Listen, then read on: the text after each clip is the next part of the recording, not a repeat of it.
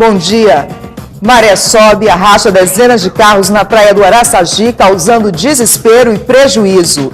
Polícia Rodoviária Federal divulga balanço da operação fim de ano. E hoje, na nossa dica de viagem, você vai conhecer o Museu da Rapadura, na Paraíba. E mais, Fuzileiros da Fusarca comemora com muita folia o primeiro dia do ano em São Luís. O Repórter Maranhão está começando agora. O ano começou com muita aflição e prejuízos na ilha. Dezenas de carros foram tragados pela maré na praia do Araçagi. Os proprietários dos veículos não atentaram para a subida da maré e tiveram seus veículos engolidos pela água. Muita correria e desespero na praia do Araçagi na tarde de ontem. Dezenas de carros foram engolidos pelo mar, quando a maré subiu rapidamente, sem dar tempo dos motoristas retirarem os veículos da faixa de areia. Uma carreta foi arrastada pela maré. Banhistas tentaram rebocá-la com um cabo improvisado.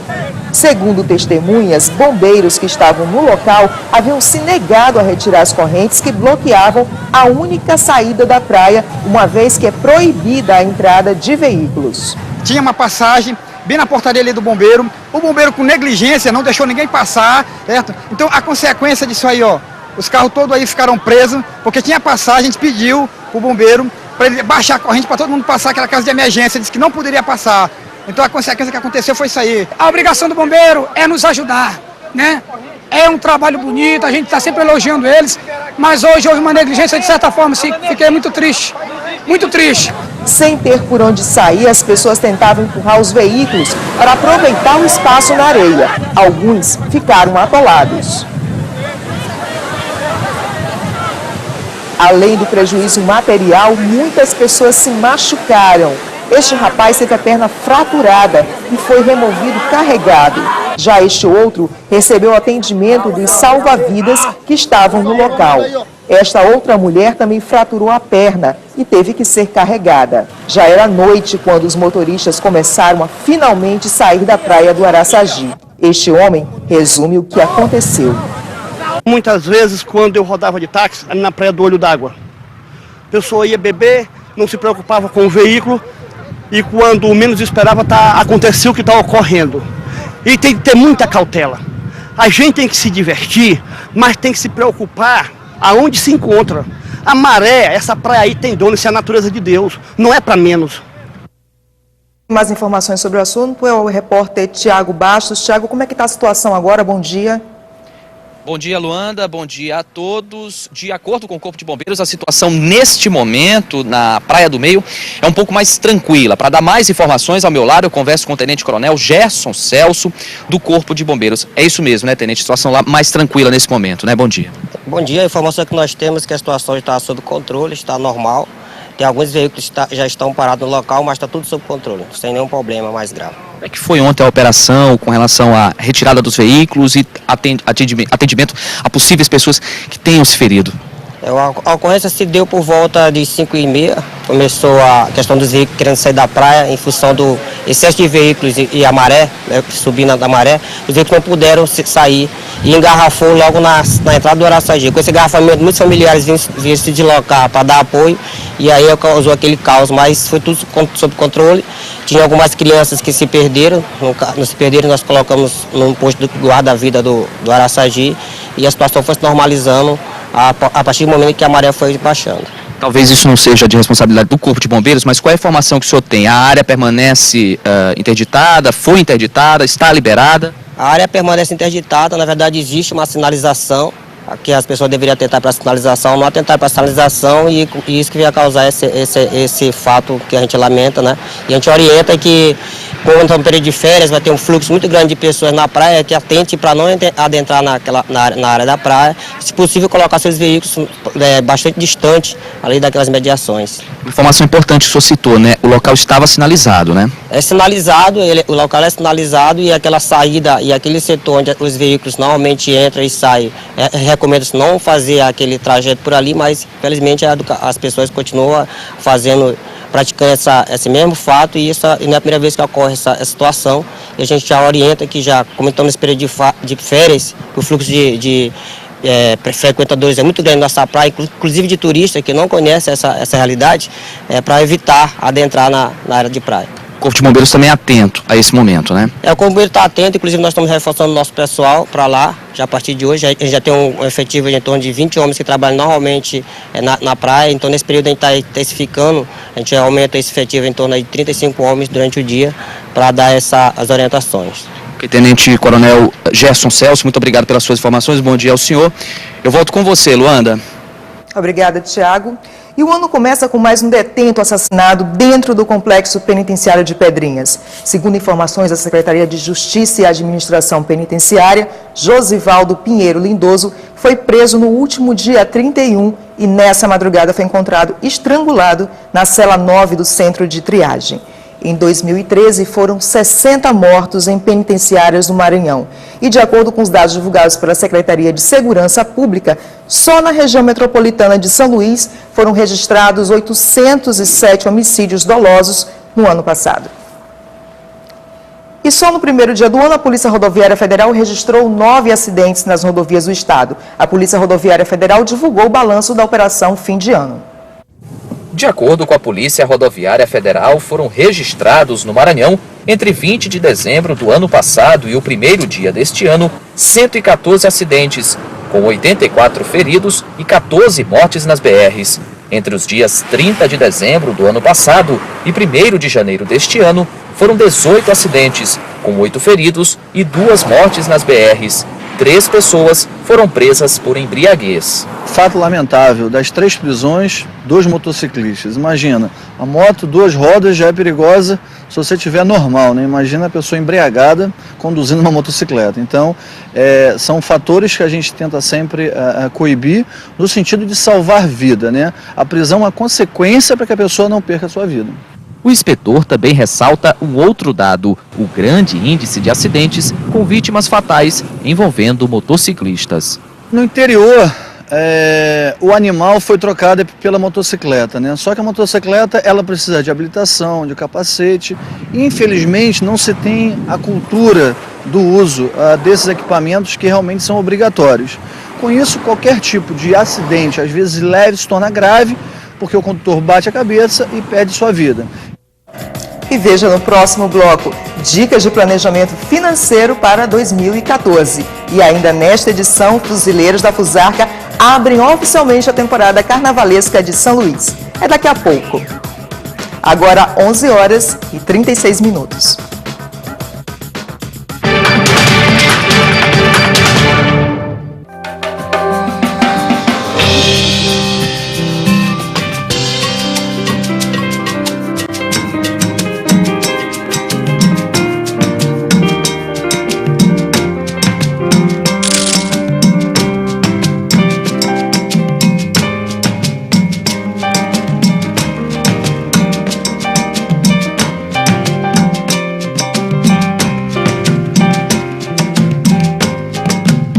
Acessibilidade.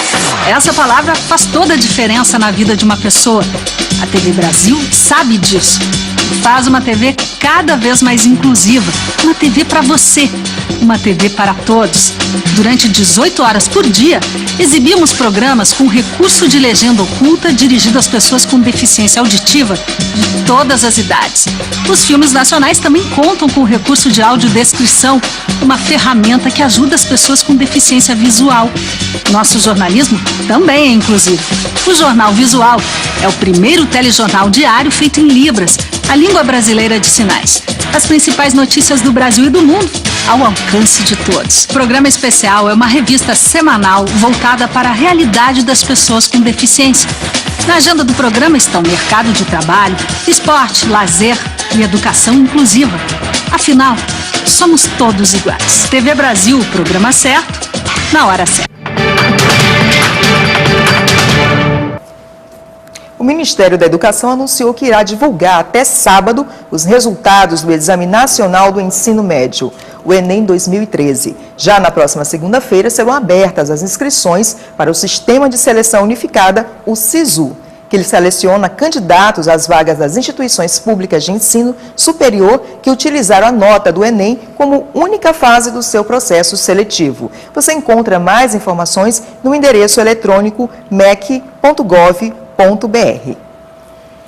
2014 começando, é hora de realizar o planejamento financeiro para este ano. E para nos dar algumas dicas, vamos conversar com o economista Oyama Cardoso. Bom dia, Oyama. Bom dia. Vamos começar a falar sobre o salário mínimo. Esse valor de R$ 724 começou a vigorar ontem.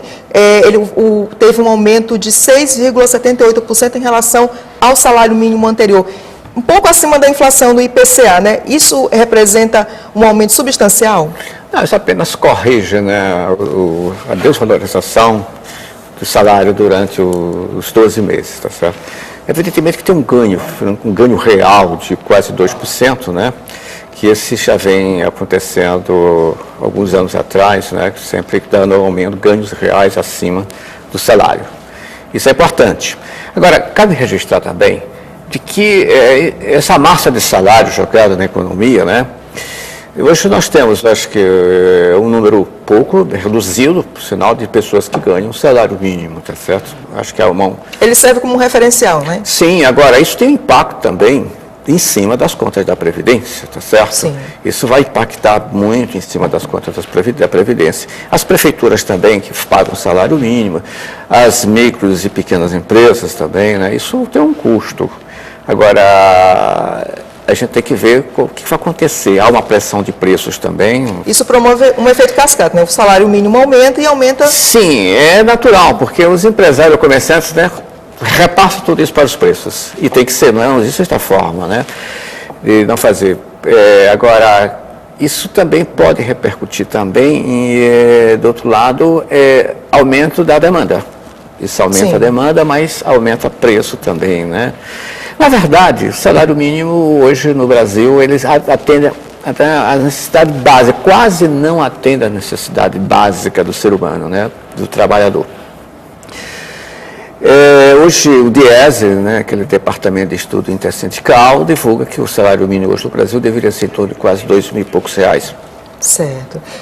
Eu queria também que o senhor explicasse como é que esse aumento do salário mínimo vai impactar no pagamento do imposto de renda. Uma massa de brasileiros que antes não pagavam imposto de renda vai passar a pagar esse ano por conta dessa correção. Antes pagavam até quem ganhava 1.710. Com a correção do salário mínimo, a pessoa passa a ganhar 1.809 e já entra no primeiro degrau do imposto. Isso não tem muito assim, impacto, porque essa diferença, né, nós temos... Porque, veja bem, o imposto de renda, ele é um imposto, né, progressivo. Isso nós achamos, porque paga mais quem ganha mais. Então, esse impacto não representa muito ganhos. Mas é importante isso, tá certo? É importante estar registrado isso tudo. Bom, já começamos o ano devendo, né? IPVA, IPTU, matrícula, soma tudo isso às contas de final de ano. Qual é a dica para sanar essas dívidas agora já no começo do ano? Eu costumo dizer, até ano passado eu dei algumas informações sobre isso, é o seguinte, as pessoas têm que...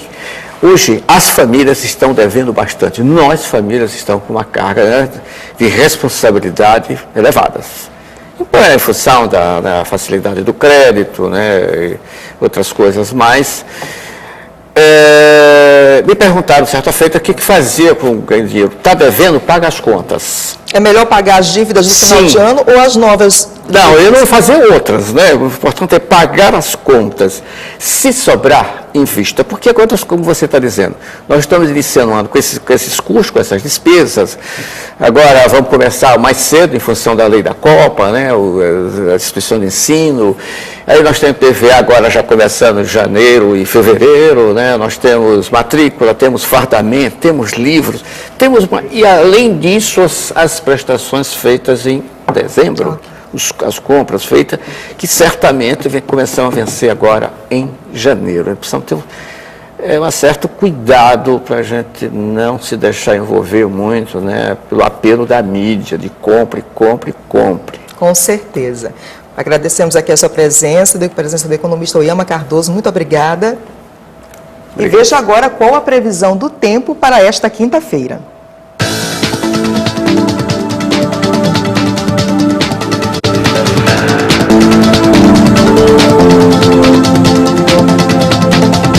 Em São Luís, sol e aumento de nuvens de manhã.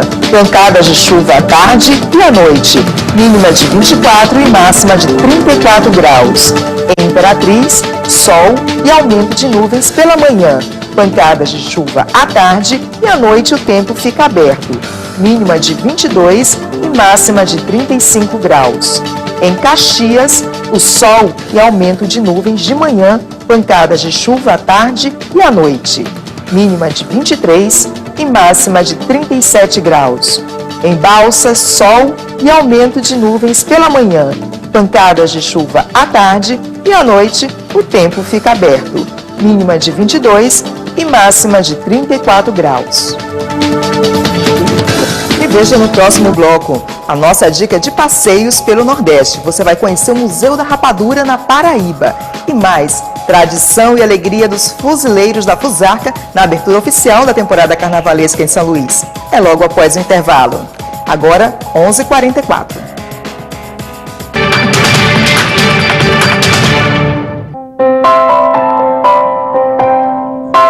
Bom, eu me preocupo com a questão da água já há bastante tempo, porque eu percebo assim que nós temos um pouco, tem muita água, muita abundância, e a gente tem uma sensação então que a gente precisa cuidar muito bem dela.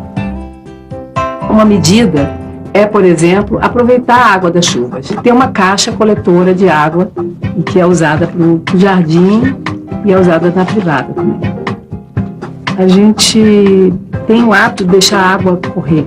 Banho, quando a gente escova os dentes, quando a gente lava a louça. Então, é muito importante que a gente vá se dando conta que essa água é uma água tratada, que passou por um processo caro. Mas vamos imaginar isso, várias casas fazendo isso, aí vai fazendo uma diferença. Sempre é a soma dos pequenos que faz a diferença. Eu sou Miriam, eu armazeno água da chuva na minha casa.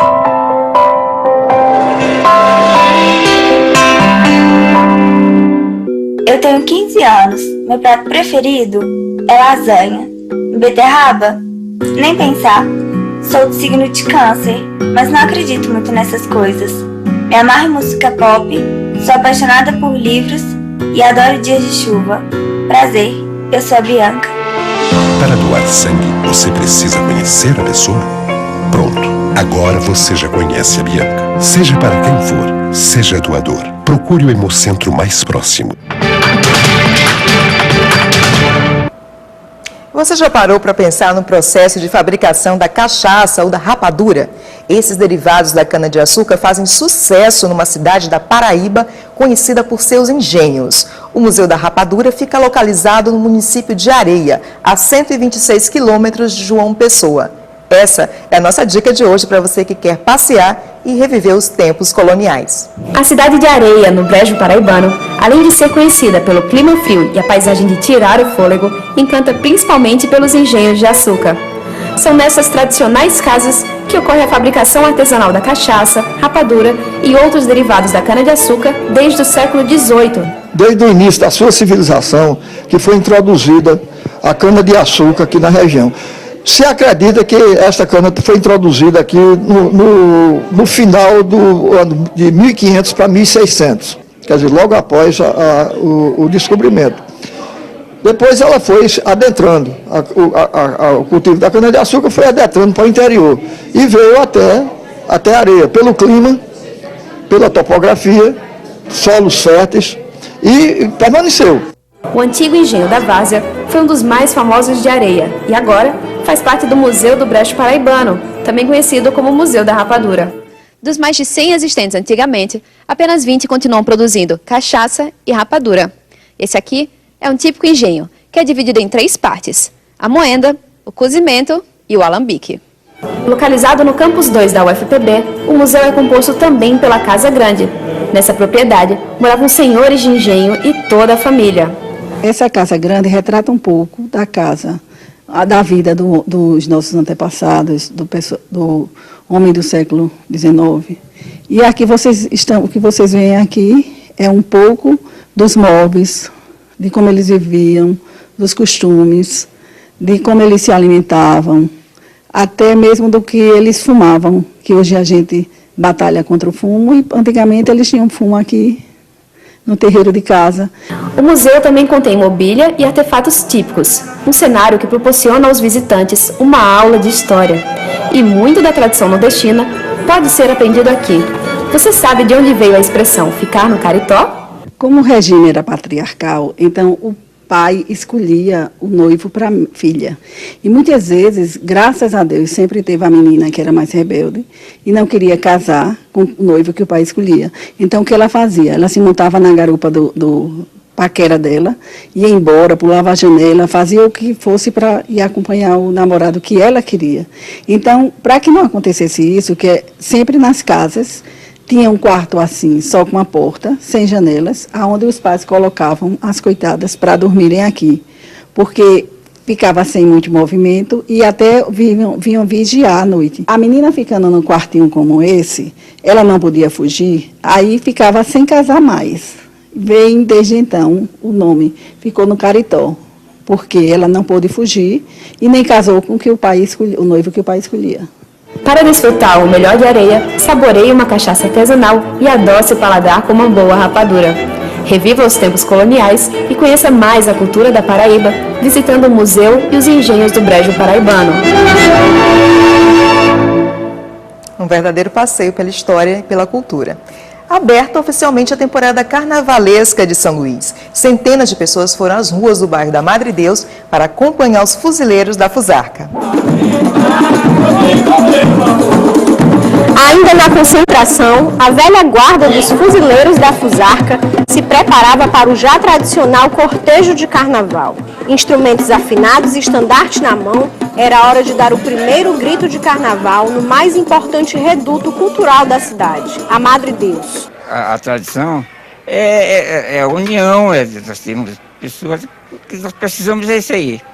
É a união de todos, daqueles que queiram brincar, é isso que nós queremos. 78 anos de glória do nosso fuzil da Fusarca. Nós estamos com uma boa expectativa, né, para uma festa muito bacana e aguardamos um carnaval melhor. Carnaval? Para mim o carnaval é uma coisa que eu guardo no meu coração há muitos anos. Desde criança, comecei a brincar com 13, hoje estou com essa idade, sempre cantando samba para o povo. Quem canta, alegra a vida. Muita gente saiu de casa para acompanhar o cortejo carnavalesco. Logo, um verdadeiro arrastão se formou cantando as marchinhas de carnaval. Foi aberta oficialmente a temporada carnavalesca em São Luís. Eu sinto muita alegria, muita coisa boa, eu sinto demais. É o amor abaixo de Deus e os meus filhos, é o amor da minha vida. Os Fuzileiros da Fusarca é o mais antigo bloco carnavalesco de São Luís. 100 componentes, entre ritmistas e pastoras, levam às ruas o mais tradicional carnaval da ilha. Às vésperas de completar 78 anos de existência, é formada em sua maioria por idosos que não deixam nada a dever. E o que se pode perceber é que essa festa não vai acabar tão cedo.